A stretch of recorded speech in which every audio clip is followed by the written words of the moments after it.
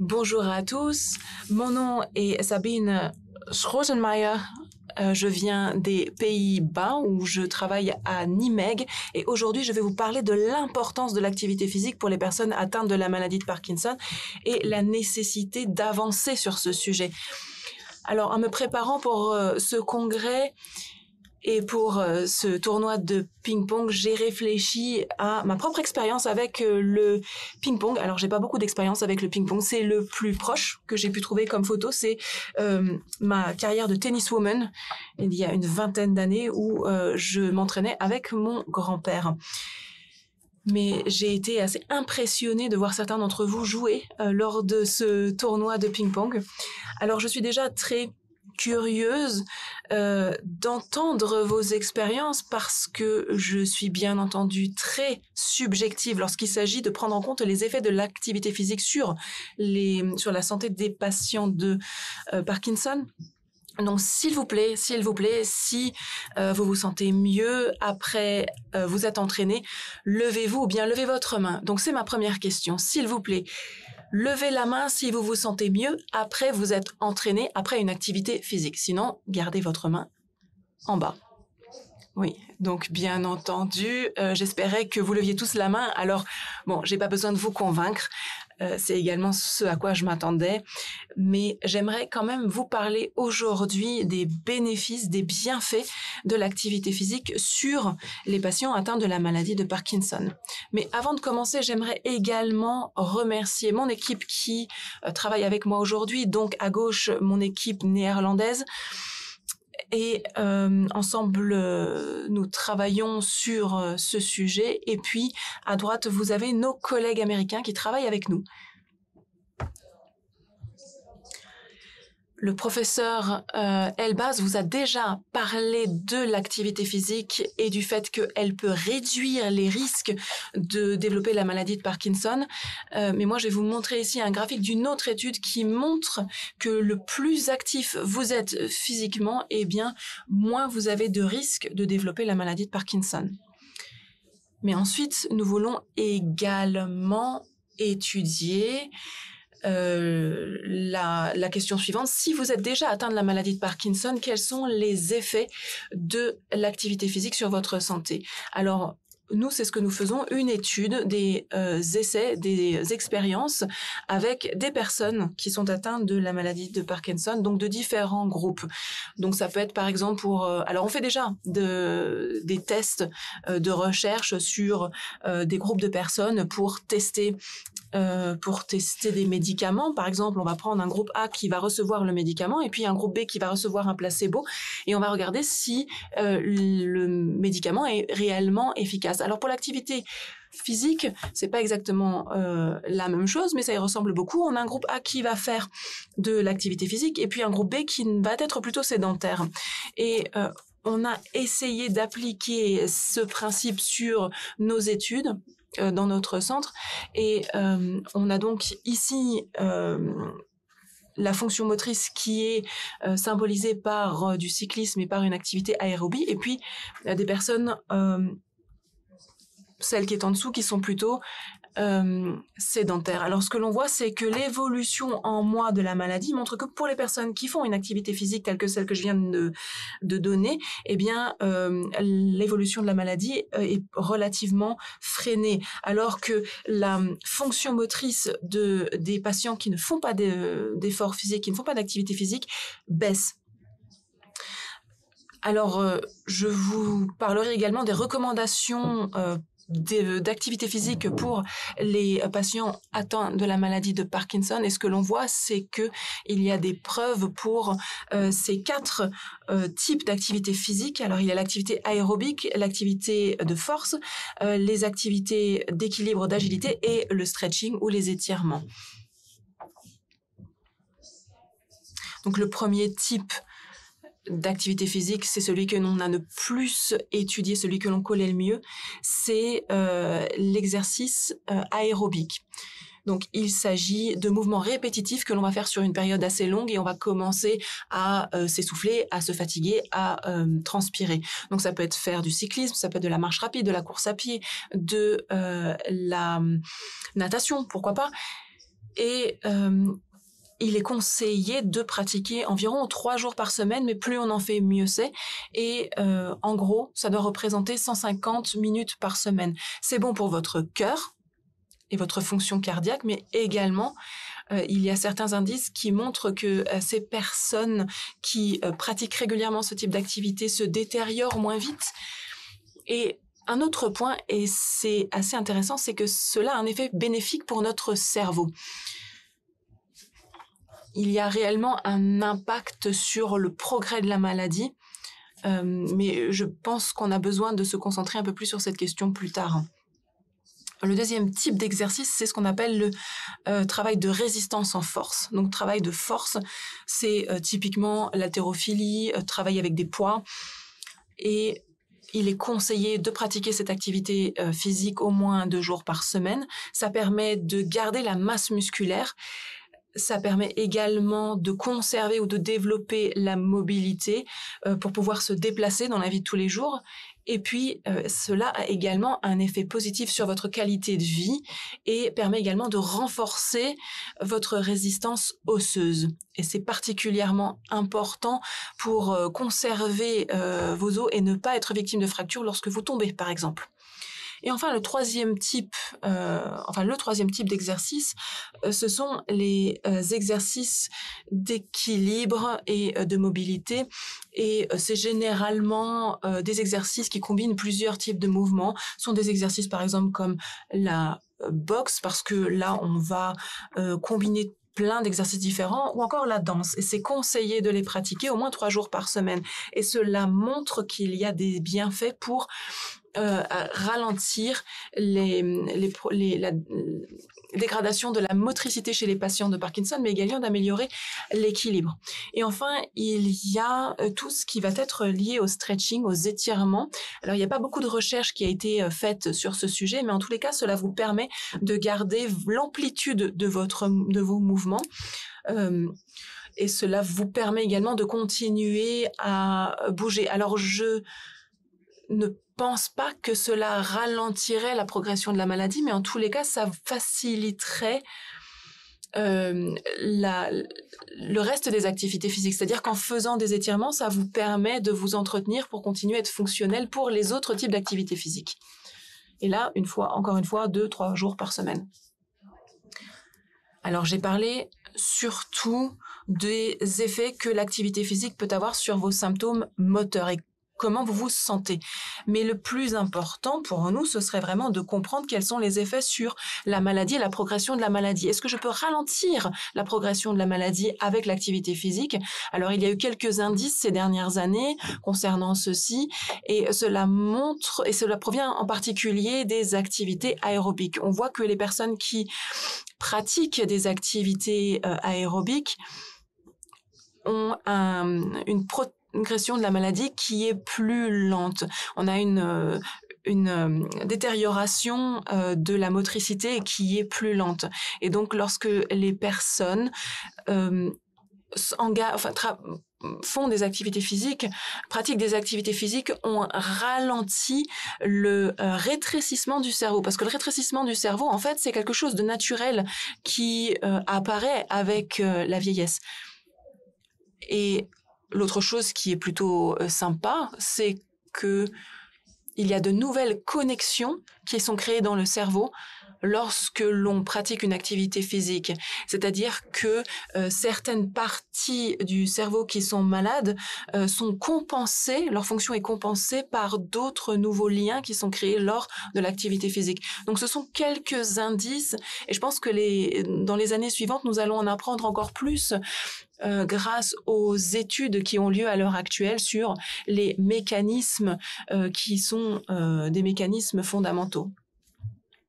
Alors, comme je vous l'ai dit, comment est-ce que l'on étudie ces processus sous le capot, quelque part, du corps? Alors, on travaille bien entendu avec des scanners, des IRM et on rassemble ces données. On peut également avoir des résultats de tests sanguins et on regarde quels sont les différents facteurs qui sont à notre disposition concernant par exemple l'inflammation ou les hormones, etc. Et ça nous permet de voir un petit peu quels sont les impacts de l'activité physique sur la physiologie. Comme je vous l'ai dit plus tôt, en néerlandais, je dirais, il y a une expression qui dit je suis motivé jusqu'au plus profond de mon squelette pour quelque chose.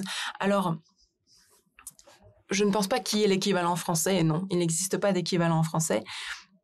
Mais en tous les cas, comment est-ce que je peux rester motivé sur le long terme? Eh bien, il y a plein d'excuses qui font qu'on ne pratique plus vraiment d'activité physique avec le temps, parce qu'on n'a plus le temps, parce qu'on a d'autres priorités, parce qu'on a des enfants, etc. Mais les personnes qui sont atteintes de la maladie de Parkinson peuvent quelquefois faire l'expérience de barrières différentes que celles que je viens de nommer. Par exemple, le problème avec la démarche ou encore avec l'équilibre, la pensée ou encore même la fatigue. Mais il peut aussi y avoir des motivations parallèlement à ces barrières. Il peut y avoir des personnes autour de vous, corps médical peut-être, qui vont vous encourager. Il y a peut-être aussi des récompenses qui peuvent qui peuvent créer une impulsion. Il peut aussi y avoir la possibilité de garder une trace de vos progrès, de voir quels sont vos progrès.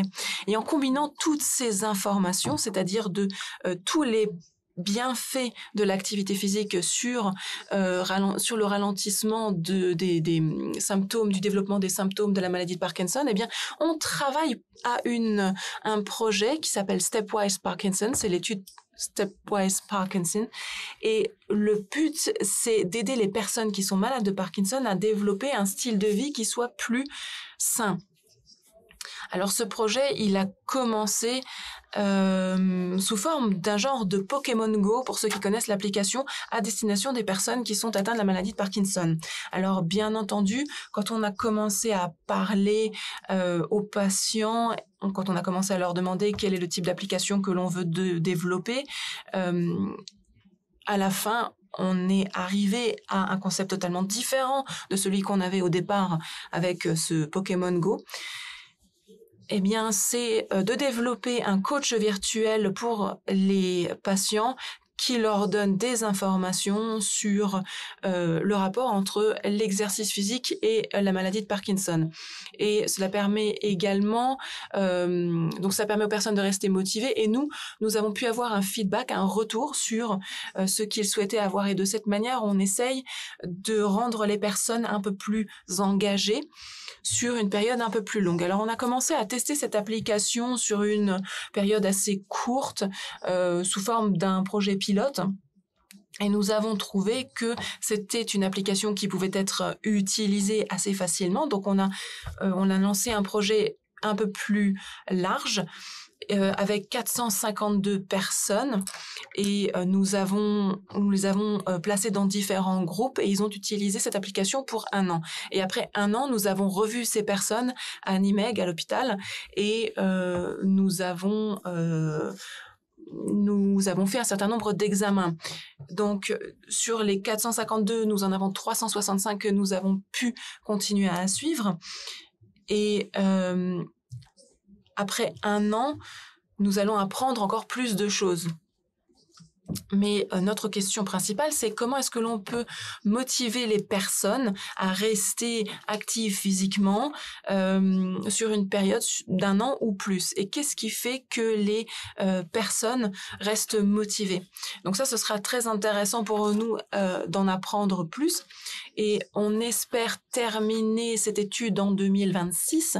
Donc avant cette date butoir, on va avoir bien entendu accès à d'autres données, mais en tous les cas, jusqu'à maintenant, les participants nous donnent un retour sur expérience informelle. Il y a une personne, par exemple, qui nous a dit que grâce à cette étude, grâce à ce projet Stepwise, je me sens en pleine forme et je galope comme un fou. Et j'imagine, alors quand la personne me dit galope comme un fou, je pense que c'est sautiller, que c'est avancer. Il y a également des personnes qui ont participé à la marche de Nijmegen aux Pays-Bas. C'est une marche de 4 jours avec 30 km par jour. Donc ces 4 personnes ont participé à cette marche, ce qui est quand même un exploit.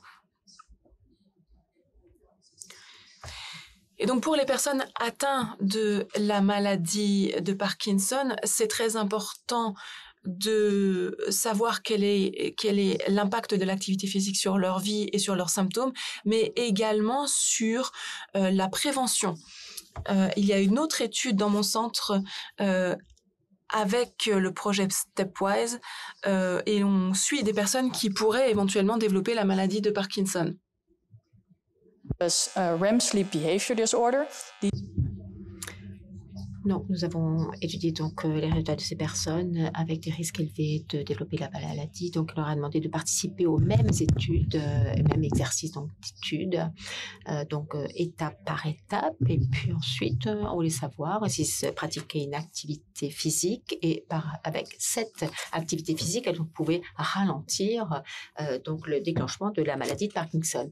Alors, on pourrait s'attendre à ce que cette ligne noire, on pourrait s'attendre à ce que cette personne développe la maladie sur un certain laps de temps. Maintenant, avec le programme que nous avons développé, cette ligne serait retardée dans son développement.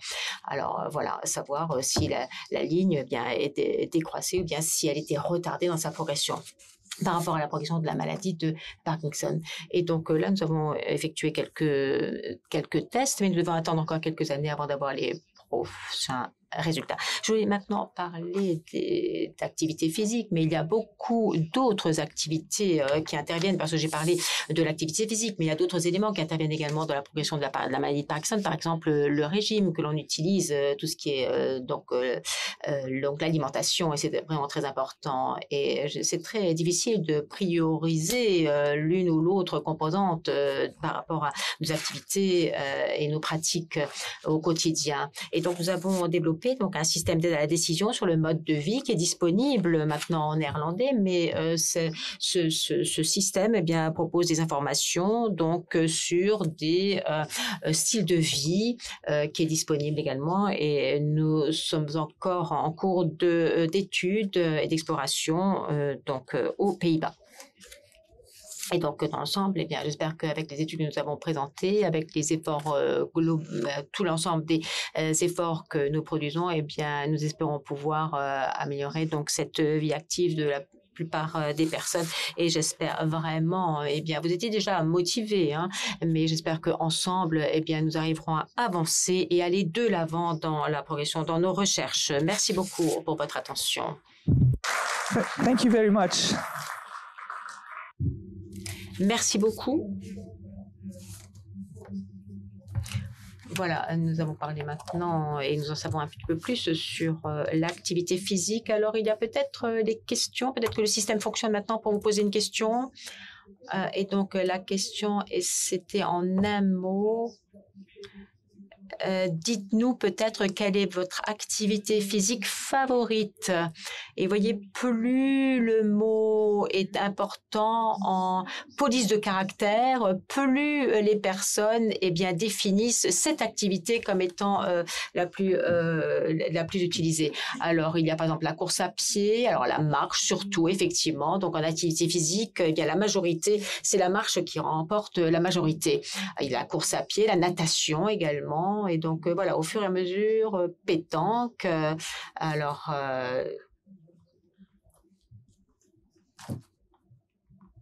Voilà, pétanque, on va savoir comment on va le traduire, mais voilà, en tout cas.